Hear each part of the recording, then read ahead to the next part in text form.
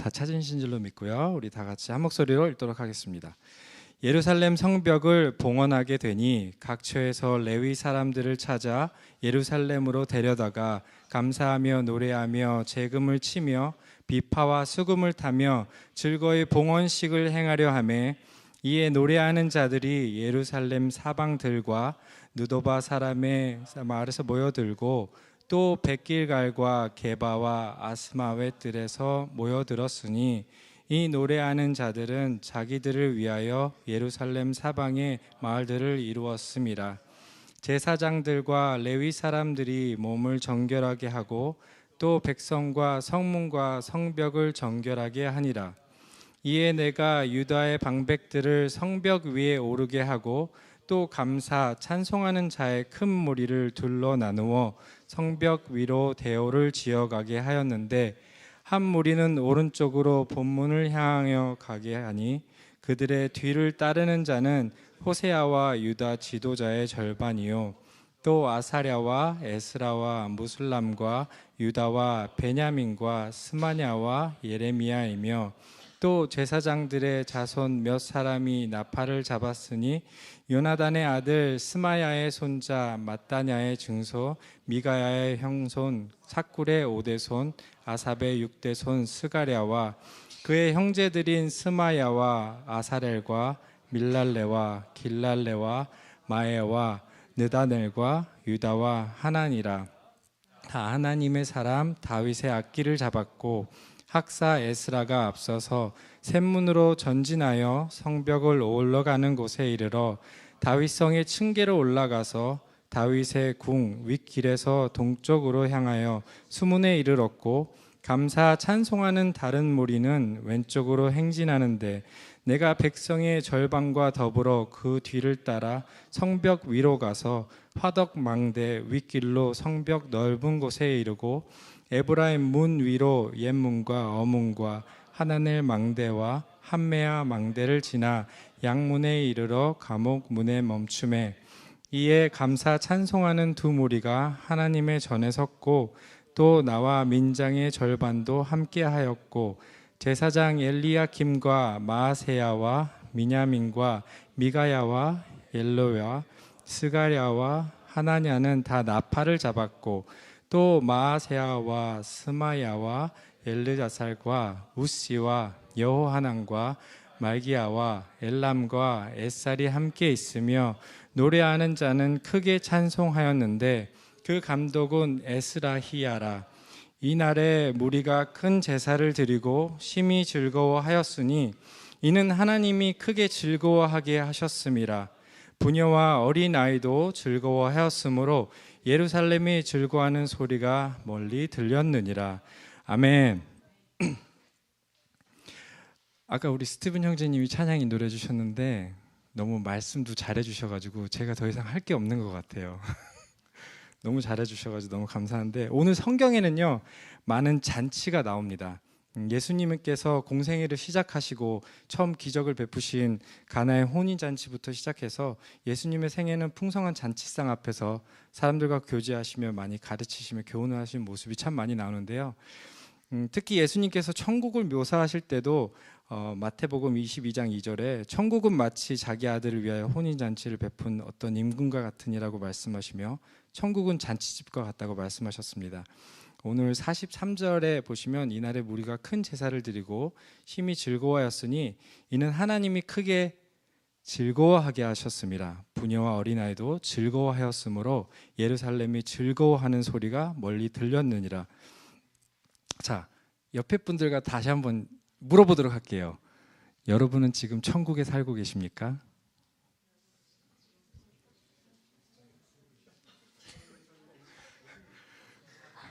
우리 집사님이 천국에 살고 계십니까? 맞아. 난 천국에 살고 있어. 여러분 진짜 천국에 살고 계세요? 아니면 지옥 같은 삶을 지금 살고 계십니까? 지옥 같은 삶은 불만 불평이 많고 내 삶이 진짜 너무 지치고 힘들었을 때 그런 얘기가 나오죠. 나는 지금 지옥 같은 삶을 살고 있어.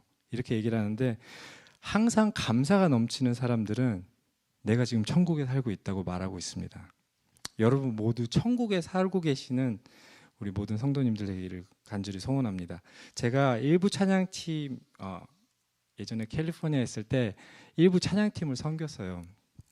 일부 찬양팀 리더를 했는데 저는 악기를 전혀 다룰 줄 모릅니다. 아시다시피 새벽기도 때도 저 때문에 목사님이 방송을 틀으셨는데 일부 찬양팀 리더를 한 이유는 제가 아침에 일찍 일어날 수 있어서 아침에 잘 일어나요. 그래서 일부 찬양팀 리더를 했는데 유튜브로 방송이 나가는데요. 어느 날 방송 사고가 났어요. 그래서 제 목소리만 나간 거예요. 악기팀들이 열심히 연습하고 베이스도 연습하고 드럼도 연습하고 다 했는데 방송에 나가서 제 목소리만 나간 거예요. 전 노래를 잘 못하거든요. 그래서 너무 창피해가지고 솔직히 그 방송을 들을 수가 없었어요. 저는 다시. 근데 저희 찬양팀에 어떤 자매님이 계셨는데 그 자매님이 주중에 노인들 계시는 가서 봉사를 하시는데 제 찬양을 들려주셨대요. 많이 아프신 권사님이신데 그 찬양을 들려주셨대요. 근데 그 권사님이 막 울으신다는 거예요. 노래는 못하는데 너무 은혜가 된다고 그 찬양을 듣고도 막 울고 계시더라고요. 근데 저는 진짜 노래를 못하지만 하나님이 저를 노래를 못하는 것까지도 사용을 하시더라고요. 그래서 얼마나 감사한지 몰랐습니다. 오늘 부르심에 대해서 제가 말씀을 할 건데요. 오늘 언급된 부르심은 성벽 건설과 관련된 예배와 찬양에 참여한 노래하는 많은 자들의 집단을 가리키는데요.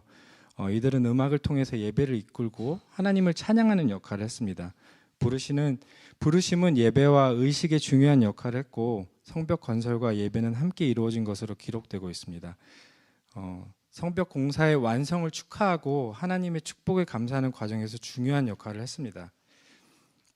오늘 본문에서 나타난 참 예배는요, 감사하는 예배를 드리는 거예요. 저희 아이들에게 사운드 오브 뮤직을 보여줬어요. 그리고 파워레인저를 보여줬어요. 근데 이거를 제가 뉴스에서 봤거든요. 근데 사운드 오브 뮤직을 본 상황 그 다음에 애들의 그 반응이랑 파워레인저를 보여준 다음에 그 반응이랑 어떤지 그런 관찰하는 걸 했는데 사운드 오브 뮤직을 보여준 다음에는 애들이 서로 놀 때 이렇게 양보도 해주고 서로 이렇게 챙겨주고 이런 모습을 보이는데 파워레인저를 본 다음에는 서로 싸우고 막 그런다고 하더라고요. 그래서 저도 실제로 한번 해봐야겠다 해가지고 진짜 아이들에게 보여줬는데 진짜 반응이 다르더라고요. 사운드 오브 뮤직을 봤는데 애들이 갑자기 노래하고 막 서로 막 이렇게 챙겨주고 진짜 그렇게 하더라고요. 근데 파워레인저는 아니었는데 다른 이렇게 싸우는 그런 것들을 보여줬어요. 너무 심각해서 그래서 다른 거를 보여줬는데 그걸 보고 나니까 애들이 진짜로 서로 싸우고 말도 막 그치? 지금 웃고 있는데 그러더라고요. 근데 진짜로 여러분 어떤 것들을 보여주냐 아이들에게 보여주는 거에 따라서 너무 많이 다른 것 같아요. 그냥 오늘 지금 저희 아이들도 지금 목사님이 계속 말씀하셨는데 그 쇼트 있잖아요. 그거 너무 많이 보는 것 같은데 그거 한 번 보면 진짜 시간 가는 줄 모르게 보게 되거든요. 그런 것들을 보면 저희가 감사하는 예배를 드릴 수 없는 것 같아요. 예배를 드릴 때 가장 방해가 되는 것이 그거를 본 게 예배 드릴 때 생각이 나기 때문에 너무나도 방해가 된다는 거 그거 말씀드리고 싶었습니다. 우리 예배도 마찬가지예요. 우리가 예배를 드릴 때 하나님께 감사하는 마음으로 기꺼이 나아가야 합니다. 억지로 들어지는 것이 아니고 우리의 입에서 지금까지 원수의 손에서 보호해 주시고 구원해 주신 그 은혜와 사랑에 감사의 찬양을 드리면서 나아가는 것입니다. 참 예배자는 즐겁게 예배 드려야 한다는 점인데요. 잔치집과 같은 축제의 예배였습니다. 우리 예배도 기쁨과 즐거움을 드려야 한다는 것을 알려주는 것인데요. 그럼에도 불구하고 오늘날 많은 신자들은 예배 드릴 때 마침 어둡고 침침한 장례식에 참여한 것 같은 인상을 하고 하나님께 예배를 하는 사람들이 많다는 건데요. 제발 우리 교회 얼굴은 근육을 펴고 웃으면서 예배하는 교회가 되었으면 좋겠습니다. 제가 땀을 많이 흘리는데 지난주에 제 아는 분이 같이 오셨어요. 근데 제가 찬양 리더를 했다고 했잖아요. 근데 찬양 리더 인도를 하고 있는데 일부 찬양이니까 일부 예배니까 나이가 좀 드신 분들, 권사님들, 장로님들이 보통 예배를 드리세요, 아침 일찍. 근데 어떤 한 분이 바로 앞에서 너무 환하게 막 이러면서 찬양을 하시더라고요. 그래서 저분은 도대체 누구신데 저렇게 찬양을 기쁘게 하고 있나. 근데 지난주에 저랑 같이 온 분이어서 그분이 나중에 저희 찬양팀에 조인해서 같이 기타 치고 찬양을 하는데 저는 그분을 보면서 너무 많이 은혜를 받았던 거예요. 그 지금도 그분 와가지고 같이 얘기하면서 옛날 얘기하면서 서로 이제 부족했던 부분 또 하나님한테 기도드린 같이 기도 제목 나누고 그렇게 즐거운 시간을 나눴는데 즐겁게 예배 드린다는 거, 내 마음에서 순전하게 즐겁게 예배를 드릴 때 그게 마음뿐이지만 얼굴에서도 표현이 된다는 거 너무 중요한 것 같습니다. 그리고 제발 교회 안에서는 세상에서 수고하고 무거운 짐을 내려놓으시기를 간절히 부탁드릴게요. 교회 안에서 서로 위로하고 축복하고 격려로 잔치집에서 누리는 즐거움과 기쁨만이 충만했으면 좋겠습니다. 웃음은 행복의 푸른 신호등이라고 얘기를 하네요. 울음은 불행의 천둥소리입니다. 분노는 만병의 뿌리입니다. 사람의 행복지수는 얼굴에서 나타난다고 합니다. 그 가정의 행복지수는 그 가정의 얼굴에서 나타나고 그 교회의 행복지수는 그 교회 성도들의 얼굴에서 나타난다고 하는데요. 여러분의 얼굴이 행복의 수표입니다. 옆에 사람을 잠깐 보실까요? 웃고 계시나요? 행복하게 보이나요? 여러분들은 밖에서 만나는 사람마다 나는 행복의 전달자입니다. 나를 따라오시면 행복해집니다. 우리 교회 나오세요. 내 얼굴에 쓰여 있으면 너의 교회에서 나와서 저처럼 행복해질 거라고 말할 수 있잖아요. 네, 자신 있게 권유할 수 있을 겁니다. 사람이 기쁜 마음으로 크게 한 번 웃을 때마다 평상시 움직이지 않던 근육 중에 230개 이상이 움직인다고 해요. 이로 인해서 혈액순환이 발달해서 산소와 영양분이 피부 곳곳에 전달돼서 노화 방지도 된다고 합니다. 그러니까 오늘 웃으셔야 돼요. 많이 웃으셔야 돼요. 젊어집니다. 사람이 1분 동안 마음껏 웃으면 10분 동안 에어로빅, 조깅, 자전거를 타는 것만큼 그런 긍정적인 변화를 몸에 일으킨다고 해요. 사람은 6살 때 하루에 몇 번 웃을까요? 6살 때. 여기 6살 누가 있지? 저희 시온이가 진짜 잘 웃어요. 진짜 하루 종일 웃는 것 같아요. 그리고 제가 여기 교회 처음에 왔을 때 첫 인상이 너무나도 좋았던 자매가 있었어요. 그 자매 때문에 교회 왔는데 저도 계속 웃게 되더라고요. 우리 지수 자매가 교회 왔는데 저 자매가 막 입이 귀에 걸렸더라고요. 그래서 교회 올 때마다 저 자매를 보면 제가 너무 기분이 좋은 거예요. 그러니까 그게 전달이 되는 것 같아요. 웃은 것이. 사람은 6살 때 하루에 400번씩 웃는다고 합니다.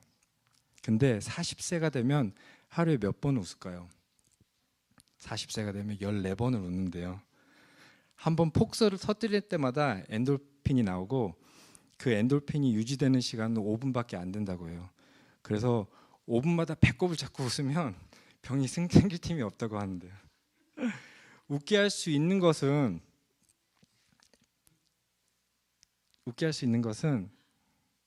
상대방의 얼굴을 보고 웃을 수도 있지만 내 마음 안에 예수님이 있으면 항상 웃음이 있지 않을까 생각합니다. 여러분 정말 죄송해요. 제가 땀을 너무 많이 흘려가지고 이렇게 웃게 할 수 있는 거는 예수님이고 내 마음 안에 있는 근심과 걱정들을 다 내려놓고 십자가 앞에 내려놓는다면 내 얼굴에는 항상 미소와 웃음이 가득 차지 않을까 생각해 봅니다. 예배는 우리 성도에게 가장 중요한 특권이고 의무입니다. 그럼에도 우리는 예배를 너무 소홀히 하고 있지 않은가를 돌아보게 되는데요. 오늘 레위인들이 예배를 드릴 때 멀리서 예루살렘으로 몰려왔듯이 우리도 각자 자기 집에서 몰려왔습니다. 이들이 즐겁게 봉헌 예배를 드렸듯이 우리도 즐겁고 감사한 마음으로 기뻐하며 즐거워하며 예배드리고 있습니다. 그리고 그들은 정결한 마음을 갖고자 회개 기도도 드렸는데요. 우리도 그렇게 하고 있죠. 43절에 이날에 무리가 크게 제사를 드리고 심히 즐거워하였으며 이는 하나님이 크게 즐거워하게 하셨습니다. 부녀와 어린아이도 즐거워하였으므로 예루살렘에서 즐거워하는 소리가 멀리 들렸느니라. 즐거워하는 소리가 어디까지 멀리 들렸습니다. 그렇죠? 세상 사람들의 귀에까지 들려야 하는 겁니다. 예수 믿고 즐거워하는 소리, 행복한 소리가 그들의 귀에까지 들려 교회로 찾아와야 한다는 것이죠. 그래서 정말 진정한 예배는 예배드리는 현장뿐만이 아니라 바로 예배를 마치고 이 문을 떠나면서 나의 삶의 현장에서도 이어지는 것입니다. 우리 삶이 순간순간마다 하나님을 기뻐하며 경배하며 즐거워할 때 하나님은 영광 받으시고 우리의 삶은 행복하고 세상을 우리의 모습을 보고 예수님께로 돌아올 것이라고 믿습니다. 이것이 진정한 예배인데요. 여러분은 하나님께서 어떻게 부르셨나요? 저는 성교에 부르심이 있다고 생각을 했어요. 그래서 어느 날 운전을 하고 가는데 하나님께서 어떤 성경 말씀을 주시더라고요. 그래서 차를 멈추고 성경을 찾아봤어요. 갈라서 2장 20절 말씀이었어요. 내가 그리스도와 함께 십자가를 못 박혔나니 그런즉 이제는 내가 사는 것이 아니요 오직 내 안에 그리스도께서 사는 것이라. 이제 내가 육체 가운데 사는 것은 나를 사랑하사 자기 몸을 버리시는 하나님의 믿음 안에서 사는 것이라는 말씀인데 저는 그게 너무 저한테 확 다가왔어요. 내가 지금까지 산 게 예수님하고 같이 산 게 아니고 내가 믿었다고 생각을 했는데 나는 진짜 교회도 열심히 나가고 교회 봉사도 열심히 했는데 예수님이랑 같이 살지 않았던 거예요. 제가 예수님과 같이 십자가에 못 박혔던 삶을 살지 않았더라고요. 그래서 그러면 내가 어떻게 하면 예수님과 같이 하는 삶을 살게 될까 이렇게 고민을 많이 했는데 기도를 하다가 선교를 가야겠다라는 그런 생각이 들었어요. 그래서 또 얘기하면 너무 긴데 제가 회사에서 잘리고 시간이 많이 남아서 그래서 이제 선교를 가게 됐어요. 선교를 가게 됐는데 중국으로 제가 3번 다녀왔거든요. 2015년도랑 18년도랑 19년도를 갔다 왔는데 처음에 2015년도에 중국에 갔을 때 그냥 그 현장을 도착해서 현장을 다 돌아보는 순간 너무 감격해가지고 하나님이 나를 선교의 자리로 보내시는구나라고 그렇게 믿었어요. 그래서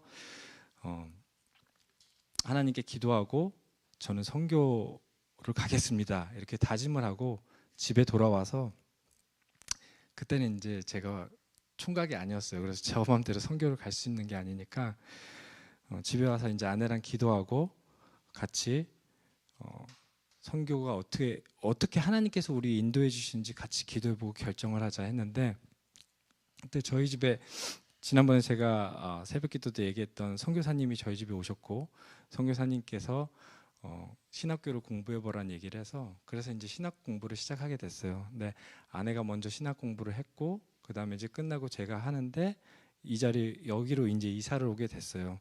이제 여기서 이 자리에 오게 됐는데 하나님이 선교의 자리로 불러주지 않으시더라고요. 지금 제가 전도사로 지금 교회에서 사역을 하고 있더라고요. 오늘 제가 찬양을 부를 건데요. 찬양팀 나와주시고요. 이 자리에 선 것도 주의 부르심이라는 그런 가사가 있는데 제가 여기에 온 것도 그리고 지금 신학 공부를 하면서 사역을 하는 것도 하나님의 부르심이라는 생각이 들었어요. 앞으로 제가 선교를 가게 될지 아니면 계속 사역을 하게 될지 목회를 하게 될지 저는 모든 걸 다 하나님한테 맡겼거든요. 그래서 여러분은 지금 하나님께서 어떻게 부르셨는지 궁금합니다.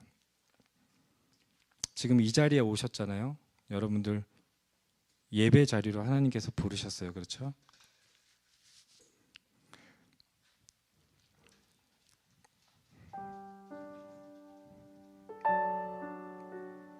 지금 여러분들이 해야 되는 거는 하나님을 찬양하고 하나님께 예배드리며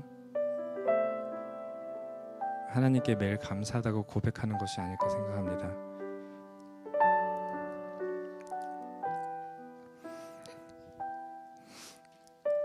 제가 이 찬양을 원래 아는 찬양이었는데 오늘 이 찬양을 하겠다고 생각을 하고서 진짜 한 100번은 들었던 것 같아요. 근데 찬양이 너무 좋더라고요.